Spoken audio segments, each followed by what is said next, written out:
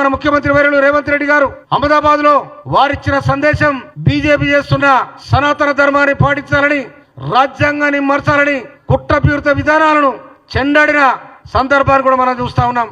అందుకోసమనే ఇంకా ఈ దేశం వెనకపోతుందా, మోడీ ముందు తీసుకుపోతుందా కూడా మనం తెలుసుకోవాల్సిన పరిస్థితి ఆసనమైంది.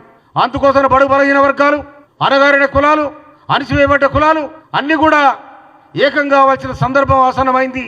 అది కాంగ్రెస్ పార్టీ జై బాపు, జై భీమ్, జై సంవిధాన్ ఈ మూడు నినాదాలు ఏతున్నాయో రాజ్యాంగాన్ని పరిరక్షించుకోవడానికి డాక్టర్ బిఆర్ అంబేద్కర్ రాజ్యాంగంలో పొందుపరిచిన మనిషికి జీవించే హక్కు, మనిషికి మాట్లాడే హక్కు, మనిషికి స్వేచ్ఛ అనేది ఉండాలని, ఇంకా సనాతన ధర్మాన్ని పాటించాలనేది ఈ దుర్మార్గమైన బీజేపీ చేస్తున్న ఈ ఎత్తుగడలో తిప్పికొట్టాలని ప్రజలకు నేను విజ్ఞప్తి చేస్తా ఉన్నాను. నేను అందుకోసమే ప్రతి ఊర్లో, ప్రతి మండలంలో, మా మండలంలో 9 మండలాల సంవిధాన కార్యక్రమం కూడా ఈ రాజ్యాంగ పరిరక్షణ వ్యవహారం కూడా బ్రహ్మాండంగా నడుస్తుందని నేను మనవి చేస్తా ఉన్నాను.